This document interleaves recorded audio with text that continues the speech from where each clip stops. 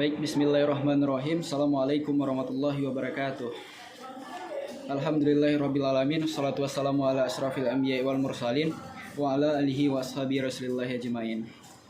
Asyhadu an la ilaha illallah wahdahu la syarikalah wa asyhadu anna Muhammadan abduhu wa rasuluh sallallahu alaihi wasallam la nabiyya ba'da amma ba'du. Yang saya hormati Ibu pembimbing mata kuliah pengembangan media, video dan televisi, dan seterusnya kepada teman-teman dari kelas pengembangan media dan video dan televisi. Baiklah teman-teman semua, untuk video presentasi pada kali ini kami dari kelompok 5 akan memaparkan hasil diskusi kami, yaitunya tentang perlengkapan video produksi. Nah, sebelum daripada itu, alangkah lebih baiknya kami dari kelompok 5 akan memperkenalkan anggota kelompok terlebih dahulu. Kami terdiri di sini sebanyak 6 orang anggota kelompok. Saya pribadi yaitu Zaidinatul Rosman bertindak sebagai moderator, dan rekan-rekan saya yang pertama Anindri Ainum, dan yang kedua Kurnia Sandi, dan yang ketiga Miftahul Fikri, dan yang keempat Muhammad Aziz Ikram, dan yang terakhir Donald Andika Pratama. Baiklah teman-teman semua dan juga Ibu, untuk materi yang pertama tentang pengertian kamera sebagai komponen kamera yang akan disampaikan oleh Saudara Aziz. Kepada Aziz, waktu dan tempat dipersilahkan. Baik, terima kasih kepada moderator. Saya akan menjelaskan materi yang pertama, yaitu kamera. Yang pertama adalah pengertian kamera. Kamera adalah alat yang paling populer dalam aktivitas fotografi. Nama ini didapat dari camera obscura, dalam bahasa Latin yang berarti ruang gelap. Mekanisme awal untuk memproyeksikan tampilan di mana suatu ruangan berfungsi seperti cara kerja kamera fotografis yang modern. Kecuali tidak ada cara pada waktu itu untuk mencatat tampilan gambar, melainkan dengan cara manual yang mengikuti jejaknya. Dalam dunia fotografi, kamera merupakan suatu peranti untuk membentuk dan merekam suatu bayangan potret pada lembaran film. Pada kamera televisi, sistem lensa membentuk gambar pada sebuah lempeng yang peka cahaya. Pada kamera televisi, memancarkan elektron ke lempeng sasaran bila terkena cahaya. Selanjutnya, pancaran elektron itu diberlakukan secara elektronik yang dikenal banyak jenis kamera potret. Yang kedua adalah sejarah kamera. Kamera berawal dari sebuah alat serupa yang dikenal dengan kamera obscura, yang merupakan kotak kamera yang belum dilengkapi dengan film untuk menangkap gambar atau bayangan. Pada abad ke-16, Girolamo Chandrano melengkapi kamera obscura dengan lensa pada bagian depan kamera obscura tersebut. Meski demikian, bayangan yang dihasilkan ternyata tidak tahan lama, sehingga penemuan Girolamo belum dianggap sebagai dunia fotografi. Pada tahun 1727, Johann Scholzi dalam penelitiannya menemukan bahwa garam perak sangat peka terhadap cahaya. Namun dia belum menemukan konsep bagaimana langkah untuk meneruskan gagasannya tersebut. Pada tahun 1862, Joseph Naismith mempublikasikan gambar dari bayangan yang dihasilkan kameranya, yang berupa gambaran kabur atap-atap rumah pada gelap lempengan campuran timah, yang dipekakan kemudian dikenal sebagai foto pertama. Yang ketiga adalah jenis-jenis kamera. Jenis kamera berdasarkan media penangkap cahaya. Kamera film menggunakan pita seluloid atau sejenisnya sesuai perkembangan teknologi. Butiran silver halida yang menempel pada pita ini sangat sensitif terhadap cahaya. Contoh jenis kamera berdasarkan media perangkap cahaya yang pertama adalah kamera film. Yang kedua adalah kamera Polaroid. Yang ketiga adalah kamera digital. Jenis kamera yang kedua adalah jenis kamera berdasarkan mekanisme kerjanya. Yang pertama adalah kamera single atau kamera single reflex. Kamera ini memiliki cermin datar dengan singkap 45 derajat di belakang lensa, sehingga apa yang dilihat oleh pemotret dalam jendela pandang adalah juga apa yang ditangkap pada film. Umumnya kamera ini digunakan setinggi pinggang ketika pemotretan. Yang kedua adalah kamera instan. Istilah instan adalah dimilikinya mekanisme otomatik pada kamera, sehingga berdasarkan pengukuran cahaya atau light meter atau fotometer, lebar diafragma, kecepatan pemetik potret secara otomatis telah diatur. Yang ketiga adalah jenis kamera berdasarkan teknologi viewfinder. Viewfinder memainkan peranan penting dalam penyusunan komposisi fotografi. Fotografi ahli biasanya akan lebih memilih viewfinder dengan kualitas baik dan mampu memberikan gambaran tepat seperti apa yang akan tercetak. Contohnya adalah kamera saku, jenis kamera yang paling populer yang digunakan oleh masyarakat umum. Contohnya yang kedua adalah kamera TLR. Selanjutnya komponen-komponen kamera. Sebuah kamera minimal terdiri atas yang pertama adalah sistem lensa. Sistem lensa dipasang pada lubang depan kotak, berupa lensa tunggal yang terbuat dari plastik atau kaca. Komponen kamera berikutnya adalah pemantik potret. Tombol pemantik potret atau shutter dipasang di belakang lensa atau di antara lensa. Berikutnya ada bagian-bagian yang lain, seperti mekanisme memutar film gulungan, mekanisme fokus, pemindai komposisi pemotretan. Beberapa kamera, terutama jenis kamera pocket, biasanya tidak memiliki salah satu dari bagian-bagian tersebut. Baiklah, sekian dari materi dari saya kembalikan kepada moderator. Baik, untuk materi yang kedua, yaitu tentang bagian kamera dan fungsinya yang akan disampaikan oleh Saudari Anit. Kepada Anit, waktu dan tempat dipersilahkan. Baik, terima kasih kepada moderator. Selanjutnya saya akan menjelaskan materi tentang bagian-bagian pada kamera beserta fungsinya. Yang pertama adalah lensa. Lensa merupakan bagian pokok dari kamera yang bekerja sama dengan bodi kamera. Yang kedua, tombol stabilizer yang berfungsi untuk menstabilkan getaran oleh tangan atau handshake saat memotret yang berpotensi membuat hasil foto menjadi motion atau blur. Prinsip kerja fitur ini adalah dengan mengandalkan sebuah gyrosensor yang mendeteksi getaran pada kamera dan melakukan kompensasi secara mekanik untuk meredam getaran itu. Namun tidak semua lensa memiliki fitur ini. Yang selanjutnya adalah tombol pembuka lensa yang fungsinya tidak lain untuk membantu melepaskan lensa dari bodi. Cara penggunaannya yaitu tombol ditekan sambil lensa dilepas dengan cara diputar ke kiri. Selanjutnya adalah tombol fokus yang terdiri dari dua mode, yaitu autofokus dan manual fokus. Bila kita menggunakan mode auto, maka berarti kerja fokus digerakkan oleh mesin secara auto. Namun bila memilih mode manual, maka kerja fokus kita yang gerakkan secara manual. Yang selanjutnya adalah tombol pembuka flash yang digunakan untuk membuka lampu flash pada kamera. Tombol ini hanya berfungsi bila kamera dalam keadaan menyala atau standby. Selanjutnya adalah built-in flashlight, adalah lampu blitz atau flash diterjemahkan secara bebas menjadi lampu kilat. Fungsinya yaitu untuk membantu pencahayaan pada kondisi gelap dengan cara mengilluminate atau mencahayai objek yang kekurangan cahaya agar terekspos dengan baik. Selanjutnya adalah tombol shutter, adalah tombol yang kita tekan untuk mengambil gambar. Selanjutnya grip, salah satu bagian menonjol di bagian kanan atau anatomi kamera yang fungsinya sebagai pegangan pada kamera. Grip didesain dengan tekstur kasar agar kita bisa memegang kamera dengan kuat tanpa terpeleset ketika memotret. Kesalahan memegang grip merupakan salah satu faktor penyebab terjadinya handshake. Selanjutnya adalah anti-red eye yang berfungsi sebagai penangkal untuk menghindari mata yang terlihat merah atau red eye pada hasil foto yang merupakan efek dari lampu flash. Masalah ini sering terjadi namun bisa diatasi. Yang selanjutnya adalah tombol preview yang digunakan untuk melihat hasil foto yang kita ambil pada layar LCD kamera. Selanjutnya adalah tombol delete yang berfungsi untuk menghapus foto dan data lainnya yang ada di dalam kamera. Selanjutnya adalah tombol navigasi yang berfungsi untuk membantu kita mengendalikan program dalam kamera, termasuk menggeser pilihan pada menu di kamera. Tidak semua kamera memiliki bentuk tombol navigasi yang sama, ada berupa scroll, analog, dan tombol 4 arah. Yang selanjutnya adalah tombol VN or Q yang berfungsi untuk merubah atau mengalihkan fungsi pada tombol navigasi di atas ke fungsi shortcut. Yang selanjutnya adalah tombol AV, mempunyai fungsi untuk mengatur bukaan diafragma atau aperture.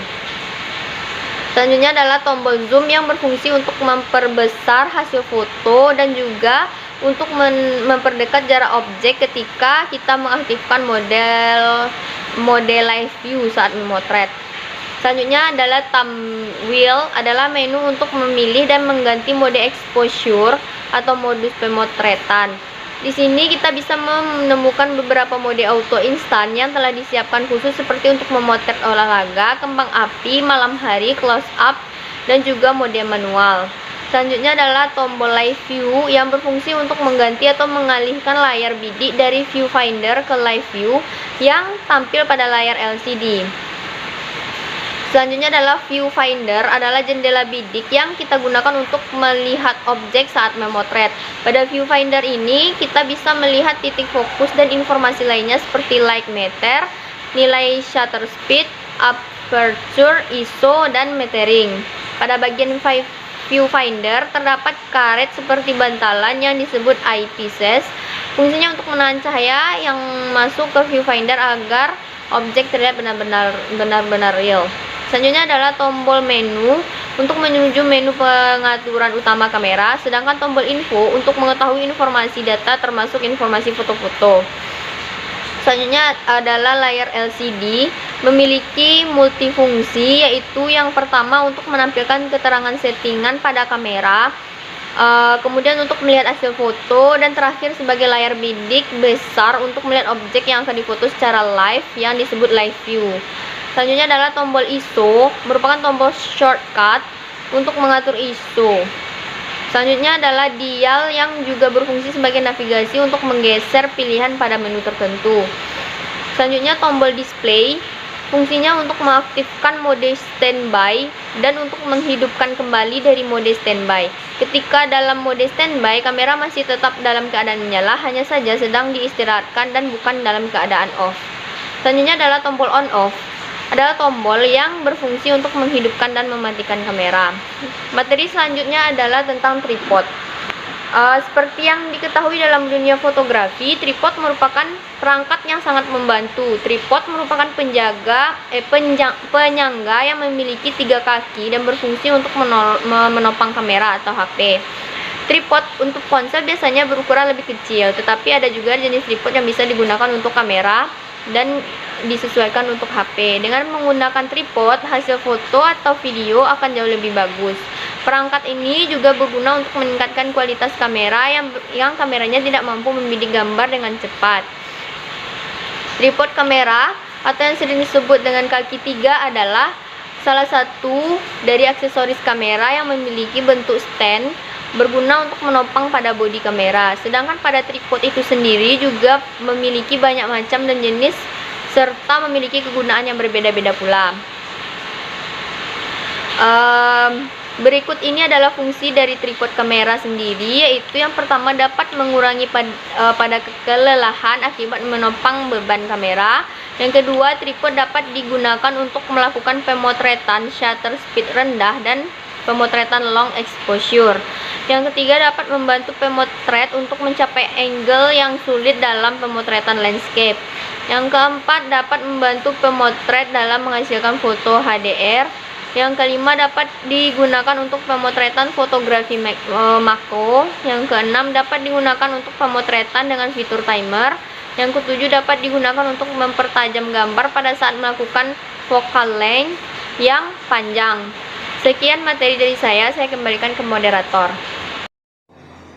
Baik, kita masuk kepada materi yang ketiga, yaitunya tentang audio recorder dan jenis-jenis mikrofon yang akan disampaikan oleh saudara Kurnia Sandi. Kepada Sandi, waktu dan tempat dipersilahkan. Assalamualaikum warahmatullahi wabarakatuh. Perkenalkan, nama Kurnia Sandi, NIM 1800186. Saya akan melanjutkan penjelasan yaitu mengenai audio recorder dan mikrofon. Yang pertama yaitu audio recorder. Audio recorder adalah yaitu untuk merekam suara. Biasanya mikrofon disambungkan langsung ke kamera atau ke alat perekam tambahan yang dikenal sebagai sound recorder. Biasanya audio recorder juga memiliki kemampuan untuk merekam suara secara langsung tanpa menggunakan mikrofon eksternal. Yang kedua yaitu mikrofon adalah suatu jenis transducer yang mengubah energi akustik atau gelombang suara menjadi sinyal listrik. Kemudian mikrofon merupakan salah satu alat untuk membantu komunikasi manusia. Adapun jenis-jenis mikrofon yaitu yang pertama yaitu personal mic atau lavalier mic. Personal mic adalah alat perekam suara yang bentuk kecil dan penjepit yang dipergunakan umumnya dalam wawancara di studio yang kita sering sebut sebagai clip-on. Tetapi negara tetangga menyebut lavalier itu dengan clip mic yang memiliki karakteristik omni di negara Eropa dengan sebutan lapel. Kemudian jenis yang kedua yaitu handheld mic. Itu cara perekaman sama dengan mic, namun handheld dirancang lebih besar. Ukuran mic ini sebesar genggaman tangan dan dipergunakan untuk keperluan lapangan pada saat peliputan interview. Jenis yang ketiga yaitu shotgun mic, yaitu mikrofon ini bentuknya ramping dan panjang mirip seperti laras senapan. Karakteristiknya yang sering didapati yaitu kondenser mikrofon. Sifatnya yaitu mempertajam suara jadi suara yang lemah dan yang jauh akan ditangkap oleh mikrofon ini. Karena itu disebut dengan shotgun mic yang tidak perlu mendekat pada sasaran objek karena daya tangkap mic-nya. Yang jenis yang keempat yaitu kontak mic. Benda ini pada dasarnya adalah sebuah mikrofon, tapi berbeda dengan fungsi mikrofon biasa yang digunakan untuk menyanyi. Yang satu ini mampu menyedap suara di level yang lebih tinggi. Kontak mic ini dirancang untuk mampu menembus gelombang suara rendah yang secara virtual sanggup menangkap gelombang suara di bawah permukaan solid tertentu. Dengan begitu, mikrofon ini dapat pula digunakan sebagai alat pendeteksi bom. Kontak mic didesain untuk mengkonversi menit getaran-getaran gelombang suara dan kemudian dapat diterjemahkan ke dalam band audio yang biasa didengarkan melalui handphone atau alat penerima suara lainnya. Dengan begitu, benda ini bisa memberi informasi mengenai apa yang janggal yang sedang terjadi. Jenis yang kelima yaitu boundary effect mic, yaitu terlihat sangat berbeda dengan mic normal dan bekerja dengan memanfaatkan karakteristik suara tertentu, di mana suara memantul ketika permukaan yang keras. Kemudian di zona kecil di sebelah negara permukaan tekanan suara 2 kali lipat, berarti setiap mic di zona akan memiliki output yang lebih tinggi.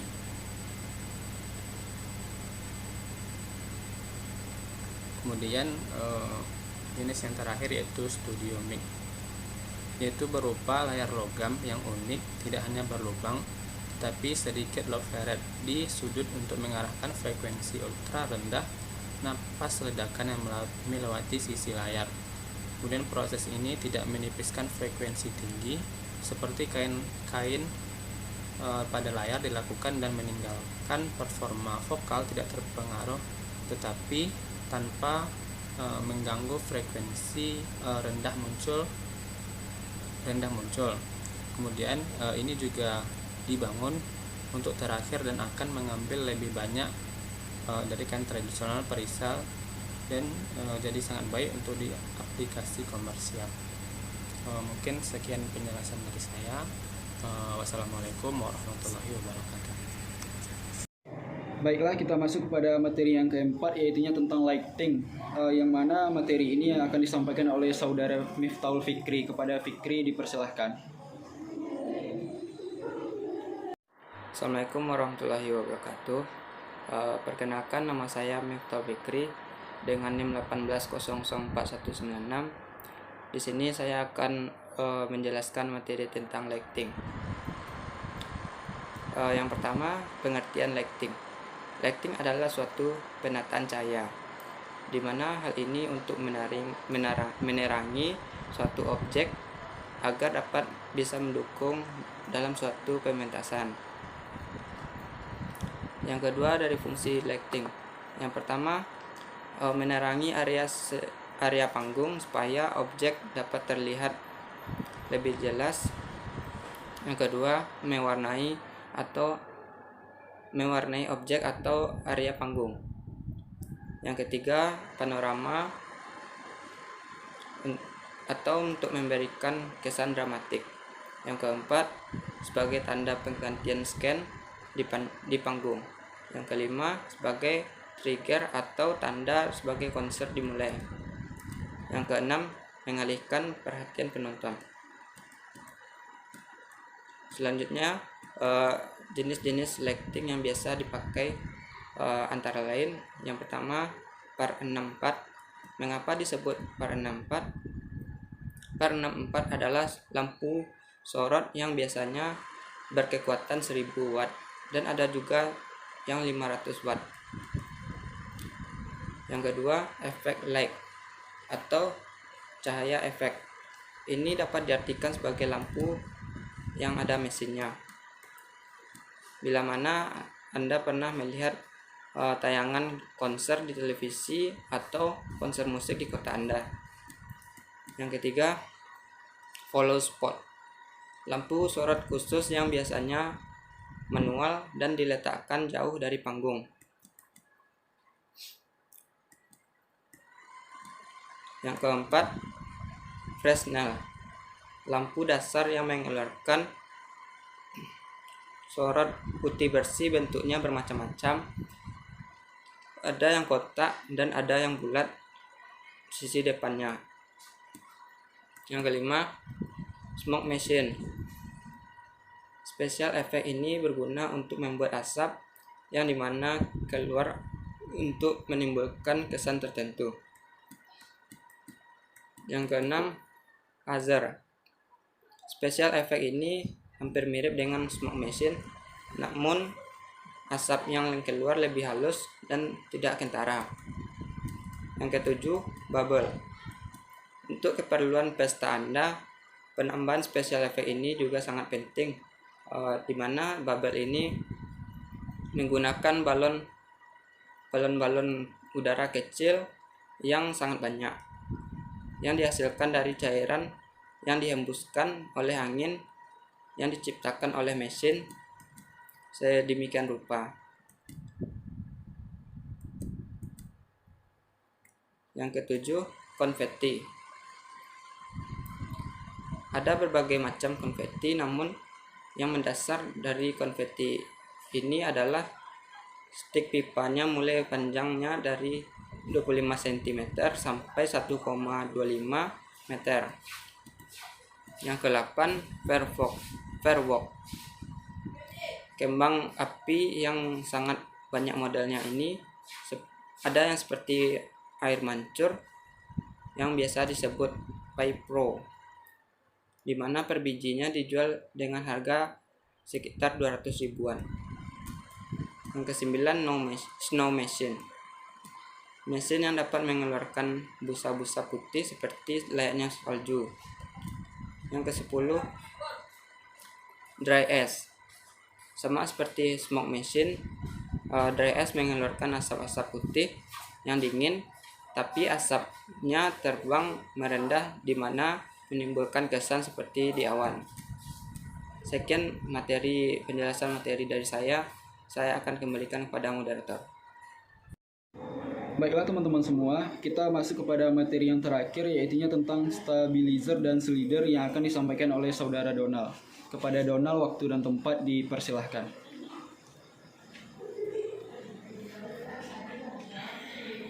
Baiklah, saya akan melanjutkan materi selanjutnya tentang stabilizer dan slider.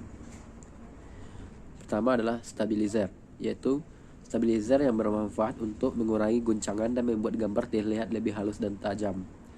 Hal tersebut tergantung pada situasi atau kondisi di lapangan, kekuatan fisik saat mengangkat beban, bagaimana cara memegang perangkat, dan sebagainya.